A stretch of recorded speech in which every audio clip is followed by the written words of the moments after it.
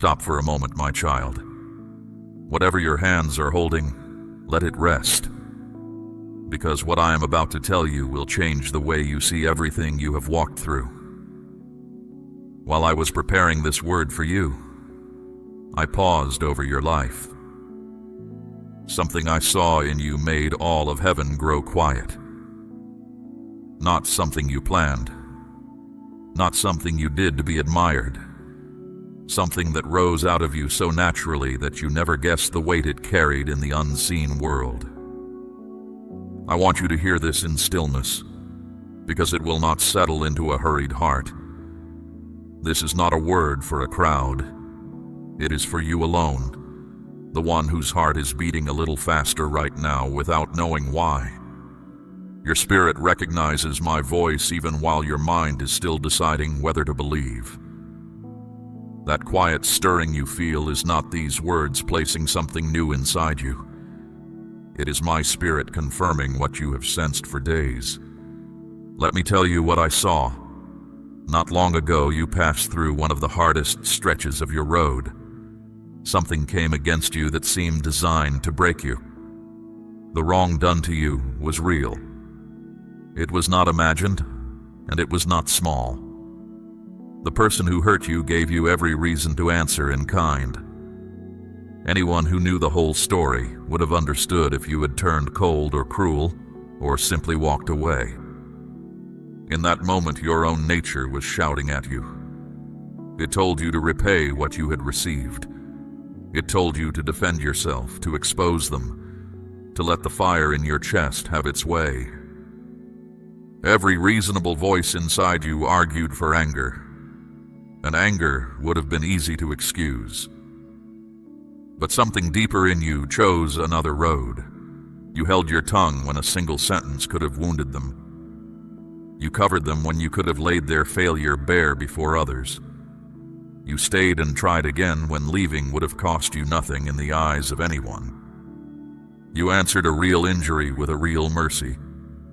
And heaven does not pass over a thing like that. Hear me carefully, because I want you to understand why this mattered so much. Hearts tend to move in patterns, and those patterns have not changed since the beginning. Wound a person, and they grow hard. Betray them, and they reach for revenge. Treat them unjustly, and bitterness takes the empty chair at their table. This is the ordinary way of flesh, and I am not surprised by it. I have seen it in every generation. But once in a great while, a soul does something that breaks the pattern. A soul answers darkness with light, not because a crowd is looking on, but because of what lives in them. When that happens, it is not a small event in my sight. It moves me. And you, my child, made one of those moments happen. Understand, this is not about survival. Many people endure hardship through stubbornness or because they have no other choice, and I am gentle with them too. But what you did was different. You were struck and you blessed. You were wronged and you refused to become wrong yourself. You proved that what surrounds you does not get to decide what comes out of you. That is rare. Most souls can be read like the weather. Be kind to them and they warm. Be harsh with them and they turn to frost. Their insides rise and fall with whatever the day brings them. But you showed that nothing done to you has the power to turn you into someone you were never meant to be. Your character held from the inside, in the dark, under pressure, with no reward in sight. And here is what you could not have known. No audience stood near you in that moment. You were not performing for anyone, on earth or above it. You were simply being who you are when no one is looking. That is exactly why it carried such weight. A kindness rehearsed for onlookers is a shallow stream. A kindness that flows when the heart believes itself unseen comes from the deep places. And the deep places are where I look first. I searched your recent days the way a father reads a letter from a child he loves, slowly, missing nothing. I saw the battles inside you that no other living soul knows about. I saw the words you swallowed. I saw the nights you talked yourself out of bitterness one more time. I saw the mornings you rose and chose gentleness again with no evidence that it was working. Each of those choices was recorded. Not one of them fell to the ground. And I will tell you what I said over you in that hour, so you can carry it for the rest of your days. I said, this one reminds me why I made the human heart. Think slowly about that. The one who spoke light into being, who set the stars in their courses and measured the waters in the hollow of his hand, looked at your hidden choices and was moved. Even my messengers, the mighty ones who stand in my presence and carry out my commands, cannot do what you did. They serve me while beholding my glory. Obedience costs them little, for they live in the full light of what is true. But you serve me from behind a veil. You cannot see my face. You chose mercy without proof that mercy would win. You kept faith in the dark, where faith actually costs something. That is a glory the angels themselves stop to consider. So before I say anything more, I want you to receive this one truth and let it stand. You did not find this word by accident. I arranged this hour. I guarded it so that nothing would pull you away, because what I still have to say to you carries both a promise and a hard word, and you will need to hear them together.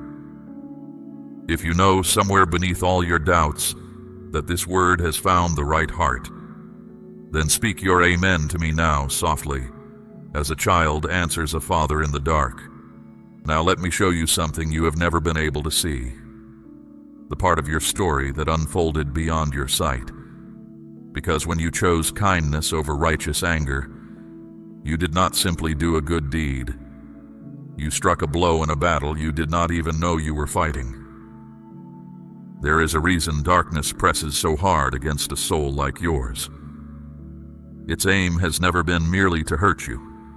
Its aim is to change you.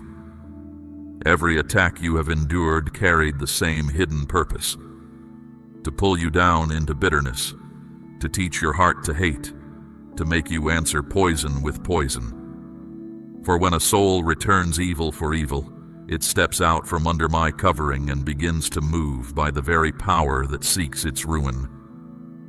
That has been the strategy against you from the first day. But when you answered the attack with blessing, you overturned the whole scheme. Malice was sent toward you, and it found nothing in you to grip. Where love stands its ground, ill will cannot take root. It returns to the one who sent it. What was meant to wound you circled back upon its source, and you never lifted a hand. You disarmed your enemies with the one weapon they have no answer for. And here is what moved me even more deeply. This was not a trick you learned or a discipline you rehearsed. It rose from your nature. You are, at the root of you, merciful. Under pressure that would have soured most hearts, with almost no one standing beside you, mercy is simply what came out. When you were crushed, what spilled from you was not venom. That told me everything about what has been growing in you through all these hidden years. Then I looked further back across your road, and I found something that pleased me more than any single act could. A pattern. Your kindness in that hard moment was not a lonely island. Again and again, across seasons no one celebrated, you have chosen the harder right over the easier wrong. You told the truth when a lie would have been safe and unseen. You kept your word when keeping it cost you.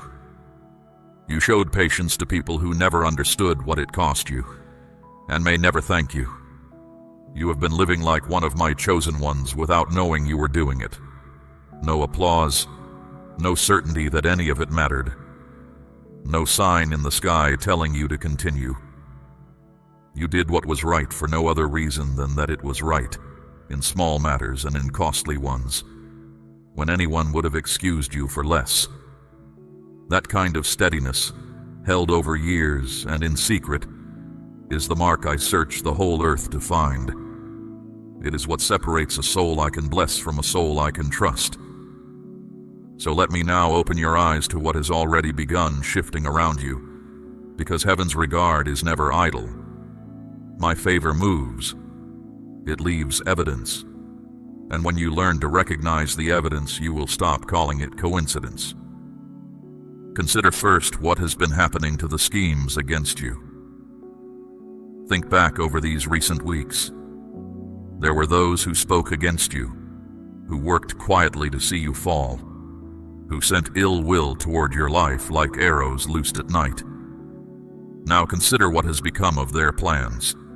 Efforts that should have succeeded came apart for no reason anyone can name. Matters they believed were firmly in hand slipped through their fingers. Doors they meant to shut against you would not stay shut. That is not luck, and it is not chance. When I am moved by a soul, my protection around that soul thickens like a wall. Arrows do not merely fall short of it, they turn. The trouble your enemies intended for you has been arriving at their own gates, and they cannot understand why. You may have noticed it already and wondered at it quietly. Now you know what you were seeing. Consider also the peace that has been finding you in the middle of the storm. By every reasonable measure, the weight you have carried lately should have flattened you. There were days when the ground shook under everything you had built, when anyone else would have been swallowed by dread. And yet, in the very center of it, a strange calm kept visiting you. Not because your problems dissolved. They did not. The calm came anyway, out of all proportion to your circumstances. That peace has no earthly explanation, and you know it. You have felt it and asked yourself where it could be coming from. It comes from me. It is the quiet that settles on a life when heaven is leaning close. I set it upon you like a hand on the shoulder of a soldier, so that you would know before any other proof arrived that you are not walking through this season alone. And there is more evidence still, which I will show you in a moment. Signs already present in your days that you have not yet read rightly. Your eyes are being opened in this very hour. But before I go on, I want something to be settled between us, plainly and without hurry. Everything I am telling you asks for one response.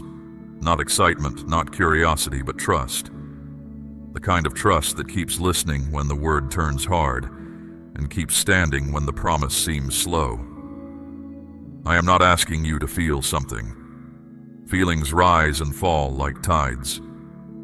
I am asking you to set your heart, the way a builder sets a stone, and let it remain where you set it. For I have not come today only to comfort you. Comfort alone would leave you exactly where you stand, and I love you too much for that. I have come to lift you, to correct you, to prepare you, and to place something in your hands that you have stopped expecting. All of it is real, and all of it is nearer than you think. If your heart is open and you are willing to hear every word I have for you today, the gentle and the firm alike, then answer me now and say, I am listening, Father. Then hear the rest of the evidence, because your life is already speaking, and I want you to understand its language. Notice how your seeing has sharpened. Decisions that once left you tangled for days have begun to resolve themselves quickly. Questions that sat in fog are standing now in morning light. You have found yourself simply knowing things, not through any voice from the clouds, but through quiet impressions, sudden understanding, a sureness in your chest that keeps proving right. That is not your imagination improving. That is my counsel reaching you along a channel that has been swept clear. I am guiding you more closely than before, and this is only the beginning of it. Notice, too, who has been leaving. Certain people have drifted out of your days, and certain doors have closed with a finality that startled you. Companions who drained you are gone. Arrangements that quietly held you back have dissolved. At the time, some of those departures stung like loss. But look again with the eyes I am giving you. I have been clearing the ground. A new season requires a cleared field, and I have been removing one by one whatever could not travel where you are going. Do not chase what I am carrying away from you. My hand is in the removal as surely as it will be in the arrival. And notice the sense that has been growing in you that something is near. You have felt an expectancy you cannot name, a leaning forward in your spirit, the way the air changes before rain. You have tried to dismiss it as wishful thinking, but it will not be dismissed. It returns at quiet moments and stands beside you. Trust it. Your spirit is sensing what your mind has not yet been told. Something is indeed approaching your life, and it is connected to everything I have been telling you in this hour. Now, before I open the next door of this word, I must speak to you about trust, because trust is the hinge on which everything ahead will turn. And trust, my child, is not proven by feelings. It is proven by the open hand. Long ago, I sat across from the treasury of my house and observed the people bringing their offerings. The wealthy came in their fine robes and gave from their overflow, and it cost them nothing, and it moved me not at all. Then came a widow with 2 small coins, all she had in the world, and she laid them down and walked away without ceremony. Heaven still tells her story. It was never the amount that stirred me. It was the open hand. An open hand is the sign of a heart that has stopped guarding itself against its own father. My child, I am asking you to place a portion of what you have, something of real weight, upon the altar of this work, as gold laid on the scales of this calling. Let it be a seed sown into deep water, an offering set on stone, not held back in fear. This is proof that your trust rests in my hand to provide, and that your heart no longer clings to lack. What you release in faith does not leave your life. It moves ahead of you, into the harvest I am preparing. Understand what is really happening when a hand opens. It is not a transaction, and I am no merchant. It is a posture of the soul. The clenched hand says, "My security lies in what I can hold." The open hand says, "My security lies in the one who holds me." Between those two postures runs the whole difference between a life of quiet fear and a life of quiet power. I am forming the open hand in you, not only toward provision, but in every room of your life, because a hand that has learned to release is the only kind of hand that can fully receive. Abraham stood on a mountain with everything he loved bound upon the stones, and he did not withhold. And when I saw that his heart kept nothing back from me, I swore to him a blessing that is still unfolding upon the earth to this day. The measure of his trust became the measure of his inheritance. It has always worked this way in my kingdom, not because I need anything from your hand, for the cattle on 1,000 hills are mine, but because your release makes room. What you cling to stays the size of your grip. What you entrust to me enters my economy, where seed becomes harvest and 2 coins outweigh a treasury. So let this settle in you gently. I am not asking you for proof of your love. Your love is already known to me.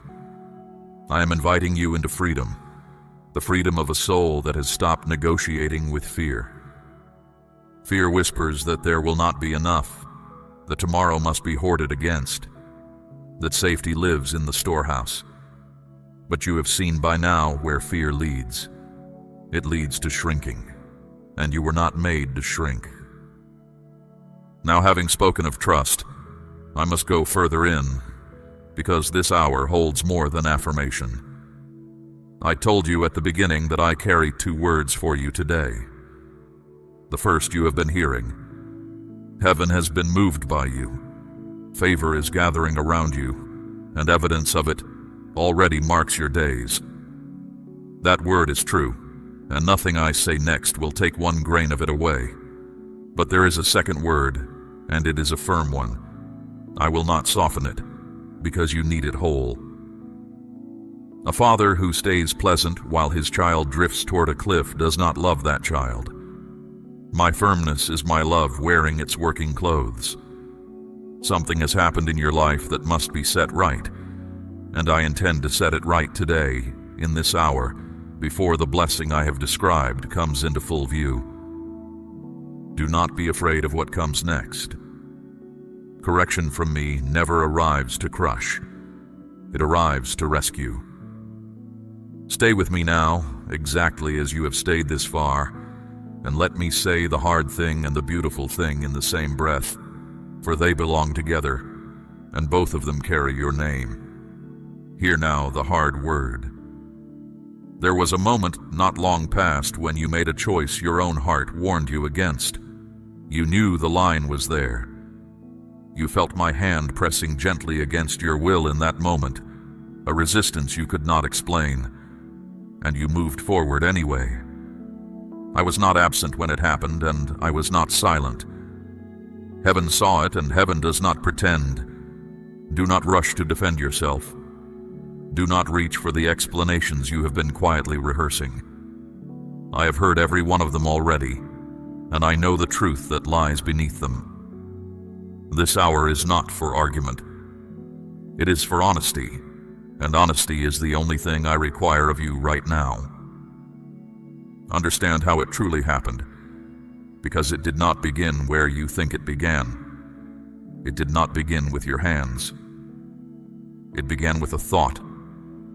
A thought arrived at the door of your mind, and it did not carry my peace, and you knew it did not.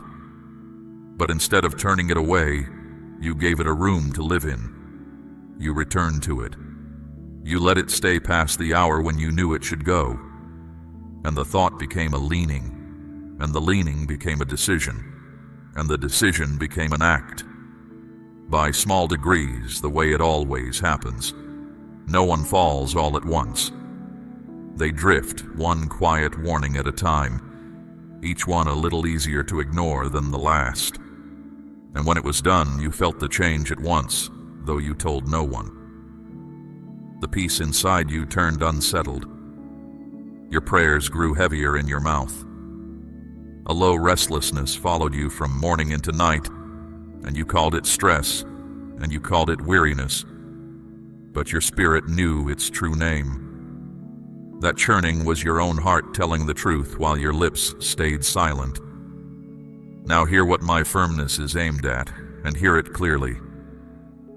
It is not aimed at you. It is aimed at the road you had stepped onto, and at the slow ruin I could see waiting further along it. A shepherd who sees a wolf circling his flock does not whisper. He shouts. The sharpness in my voice today is a shepherd's shout, and every edge of it is protection. And mark this as well. I do not correct what means nothing to me. The field a farmer has given up on is the field he leaves alone. The one he walks, clears, and prunes is the one he expects a harvest from. You are being corrected because you are valued. This firm word is itself the proof that I have never let you go. Let me also tell you what your stumble did not do. It did not cancel your calling. It did not lower your worth by a single measure. It did not make me love you less, and it did not make me turn my face away. What it changed was your direction, and direction is what I have come to set right. A traveler on a wrong road is not worthless. He is simply headed somewhere he must not go, and I refuse to let you go there.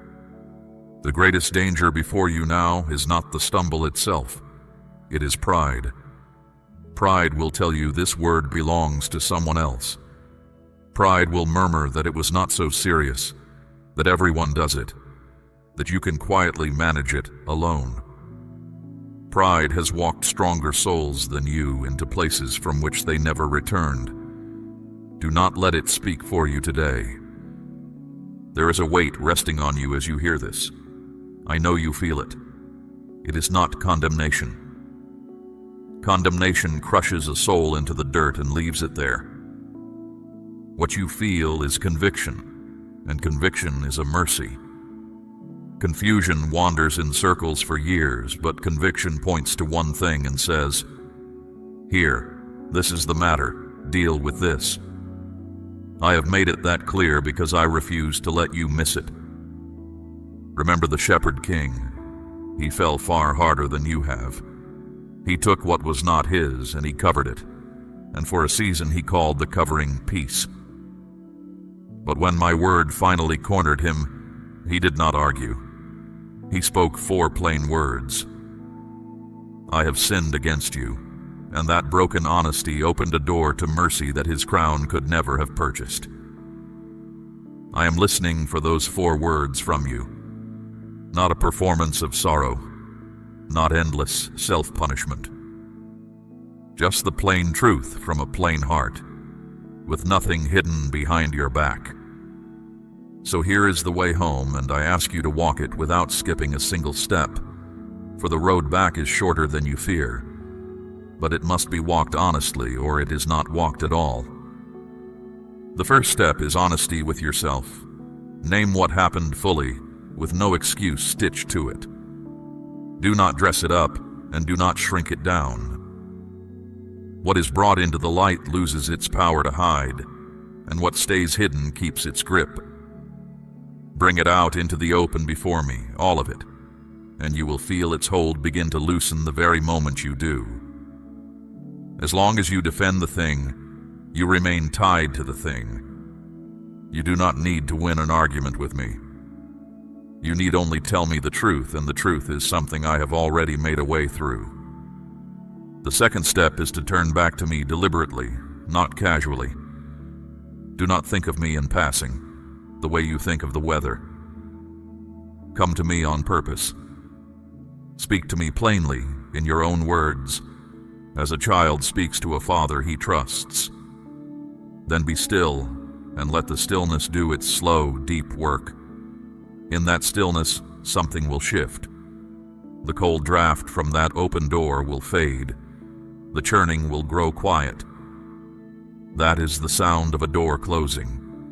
My hand on the latch and your heart in agreement.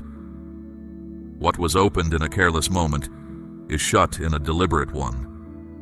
And there is a third step, the one most souls refuse, and I will not let you refuse it. You must forgive yourself, not excuse yourself. Forgive yourself. There is a difference, and your freedom depends on knowing it. Guilt that lingers after true repentance is not devotion. It is a weight I never asked you to carry, and it chains you to a moment I have already dealt with. If I have released you, who are you to keep yourself imprisoned? Lift your head. The account is settled, not by your suffering, but by my mercy. Your sorrow had its hour and did its honest work, and now its hour is over. From this day forward, dragging that failure behind you is not humility. It is unbelief, and I am asking you to lay it down. Understand also the difference between a mistake and a pattern, because everything ahead depends on it. A mistake is a single stumble on the road. A pattern is a road of its own, walked so many times that the feet no longer ask where they are going. What happened to you was a stumble. But underneath it, I saw a pattern beginning to form, and that is the deeper thing I am healing today. This was not the first time you felt that inner hesitation and stepped past it. You remember the other moments, even now. Each seemed small, but small compromises are seeds, and they grow in the dark as faithfully as good seed grows in a field. I am pulling this one up while the root is still shallow. That is not harshness. That is a gardener who knows what the full-grown plant becomes. Now the correction has done its work, and my voice changes its labor. I begin to rebuild, and I will start with the one skill that would have spared you all of this, knowing my voice among all the others. Listen carefully. For what I teach you now will guard you for the rest of your days. My voice is not hard to find. It is only easy to drown. I speak in the quiet nudge before a decision. I speak in the sudden caution that has no visible reason. I speak in the thought that arrives carrying calm instead of pressure. You have heard me far more often than you realize. The work now is to know that voice so well that no counterfeit can imitate it, the way a shepherd's own flock will not follow a stranger.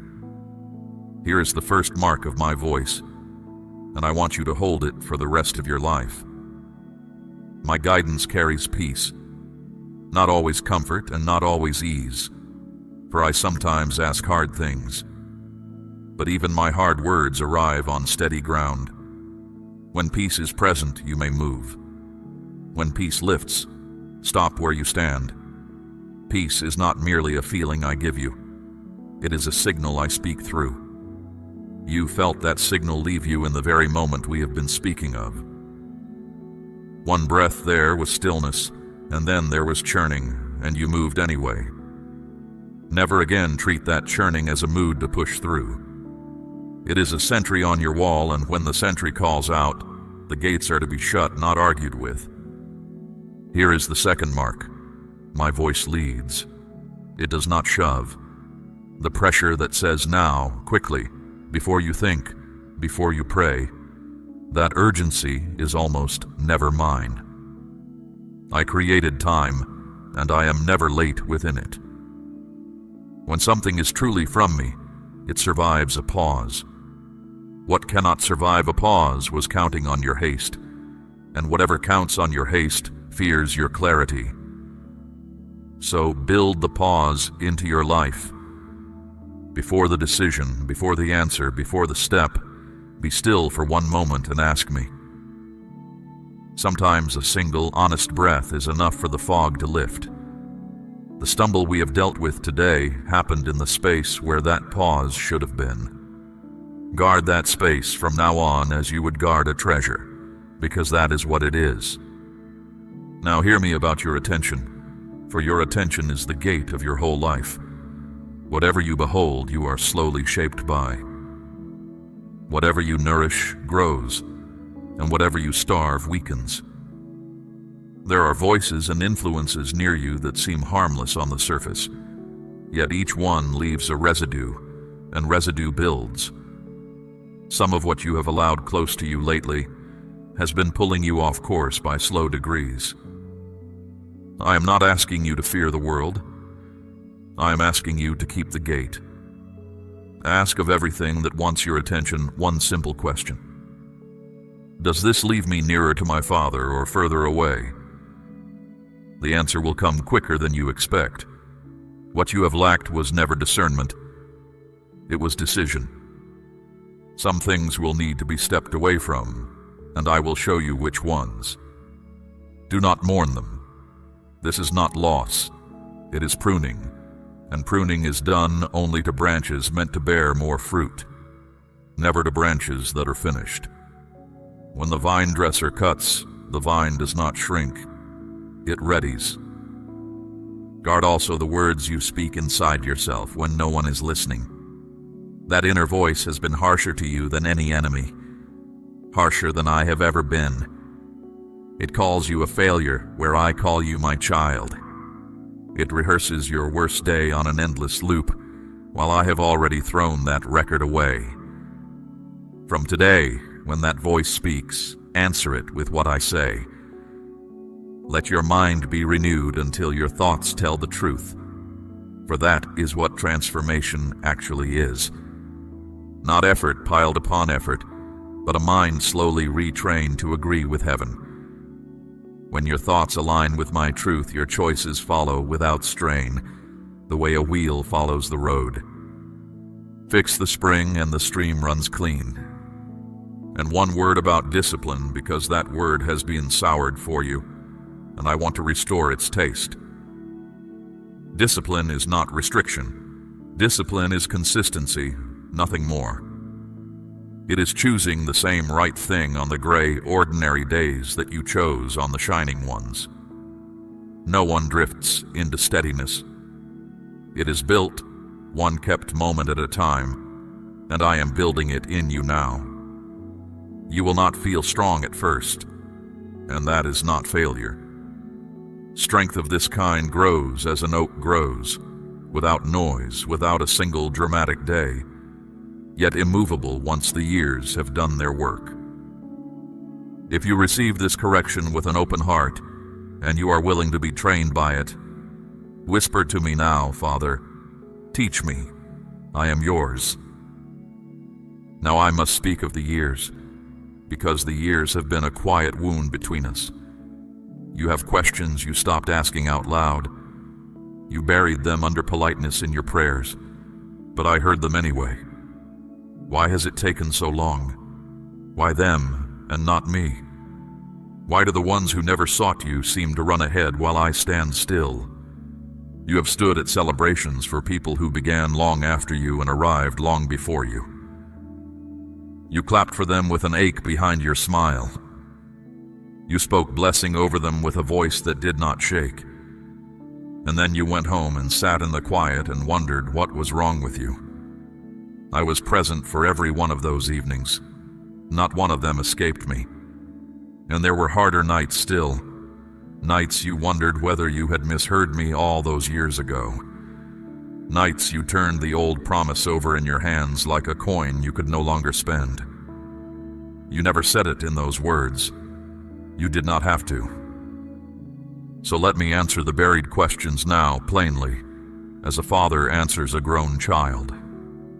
The delay was never absence. There was not one day of those years when I was elsewhere. And the delay was never rejection. You measured my silence as distance, but it was nearer to the silence of a craftsman bent over his work, too intent to speak. Think of a field lying fallow through a long winter. To every passing eye, it is doing nothing.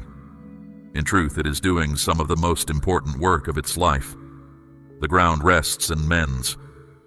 What was spent is restored, and when sowing finally comes, that quiet field outbears every acre that was never given its season of stillness. Your hidden years were not empty years. They were fallow years, and the difference between those two words is as wide as a harvest. Think also of how a great house is built. For months, there is nothing to admire. The work goes downward before it ever goes upward. Deep cuts into unseen ground, stones set below where any guest will ever look. A passerby sees a hole and calls it failure. The builder sees a foundation and calls it wisdom. The higher the walls are meant to rise, the longer the unseen work must take. Measure your years of obscurity by that rule and read them again. And those doors that closed against you, the ones you knocked on until your hands ached, you grieved them as losses, and some you have grieved for years. But I stood on the other side of those doors, and I saw what waited behind them. Had certain ones opened, you would have entered seasons that would have cost you far more than the delay ever did. I did not fail to open them. I refused to. There is a love inside a refusal that can only be seen from further down the road. As for the ones who ran past you, release them. Their road is not your road, and their harvest is not your harvest. The vine does not envy the wheat for being gathered first. Each is brought in at its own appointed time, and the later gathering is not the lesser one. Often it is the opposite. What ripens longest keeps longest. Let that settle your heart about every name that has ever made it ache. Here is what those years actually built, since you could not read the ledger. They built a compassion in you that ease could never have produced. You notice the overlooked now, because you know that seat. They built an endurance that does not snap at the first contrary wind. They taught you to keep trusting me with empty hands, a lesson the early blessed rarely learn. These are not consolation prizes. These are the exact tools of the assignment ahead of you. And one more thing the long road proved, and I want you to hear it named. You stayed. Bent, questioning, tired, sometimes barely, but you stayed. Do you know how rare that is? Many have walked away from me over lighter disappointments than yours. You carried yours into my presence again and again, and kept speaking to me from underneath it. Heaven does not overlook a faithfulness like that. It is written where nothing is ever lost. And now I tell you what this whole day has been leading toward. The fallow season is closing, not winding down slowly over years. Closing. The field has rested long enough. The foundation is cured and will bear the weight it was dug for. What I set in motion before you ever knew to ask for it is arriving at its appointed hour, and no hand in heaven or on earth can hold it back now. This is why the correction could not wait. This is why I interrupted your day, and why my voice has carried such fire. A man may drift in the middle of a long, flat road and lose little. He must not drift at the bend. You are at the bend, my child. Everything I have taught you in this hour, the honesty, the pause, the guarded gait, the steady discipline, all of it was fitted for what stands just ahead of you. I know the years have taught your heart to flinch at hope. I know you have braced yourself before, only to stand down again. So I'm not asking you to summon a feeling. I'm asking for something smaller and far greater.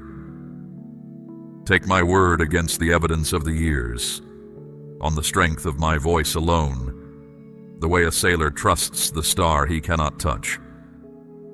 Then hear what is coming, because I do not send my children toward a horizon without telling them what to look for.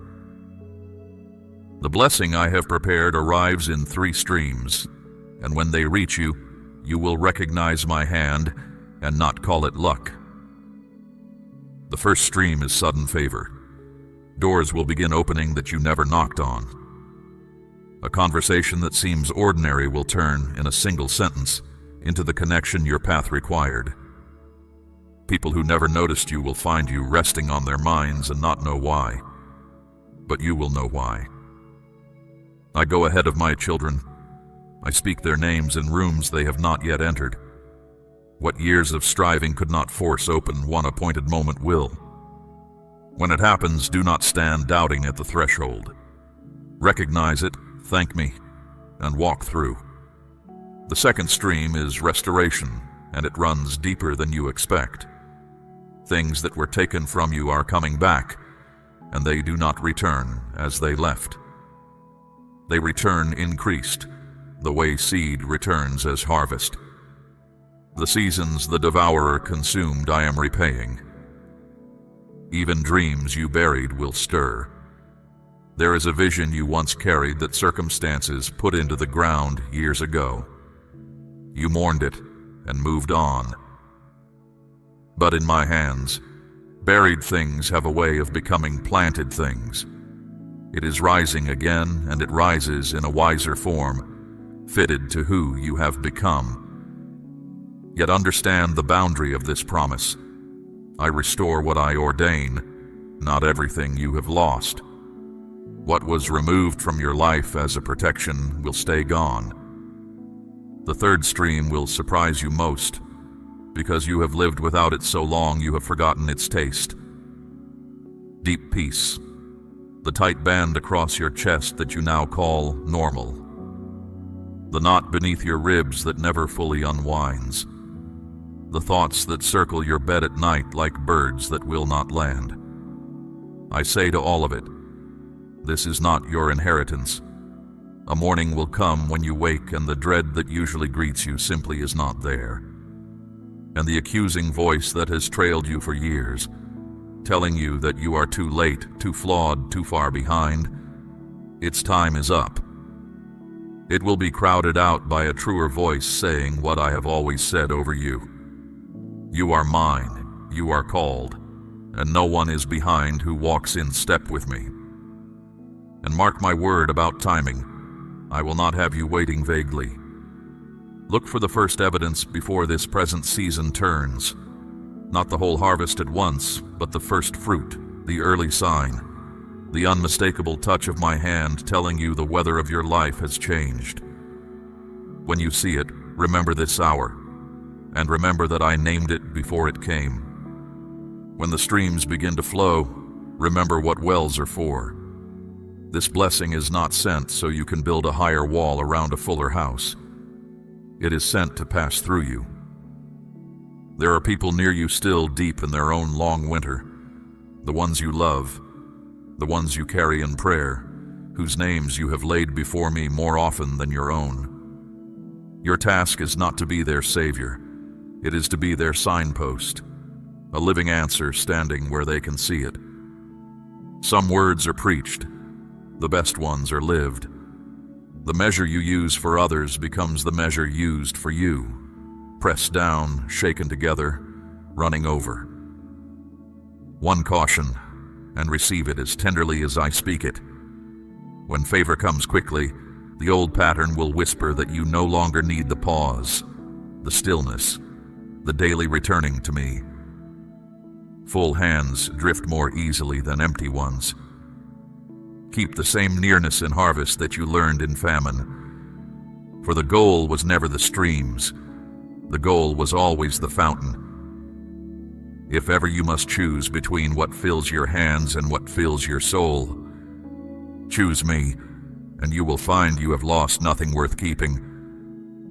And here is the final truth, the ground beneath every word of this day. You are chosen, not vaguely favored, not one face lost in a crowd.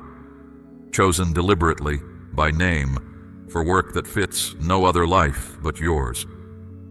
Being chosen is not a decoration. It is an assignment. Consider whom I have chosen before. A stammering fugitive to stand before a king, a shepherd boy overlooked in his own father's house, a fisherman whose courage failed him in a courtyard. I have never chosen the polished. I choose the willing, and I do the polishing myself, often through the very corrections they feared would disqualify them. That is what today was. The fire in my voice was not the fire of rejection. It was the fire a refiner keeps close to the silver he intends to use. The tests will come. I have never lied to you. The old thought will knock again wearing new clothes. When those days arrive, do what you have learned. Stop. Breathe. Turn your heart toward me and wait for the steadiness. If peace holds, walk on. If peace lifts, stand still, though the whole world calls you foolish for standing. And if you stumble, do not vanish from me for weeks, as you once did. Come at once, come mid-fall if you can, for the door between us is never locked from my side. So rise now, my precious child. Lift your head, square your shoulders, and step back into your life as one who has been sent, not merely dismissed. I am before you to lead, behind you to guard, and within you to make you able. Not one day of what is coming will you walk alone. I have spoken, and my word does not return to me empty. If you are ready to rise and walk with me into everything I have prepared for you, declare your amen now, and let it stand as your answer. We run on viewer support only. For exclusive member-only content, scan the QR or see the pinned comment. God bless you.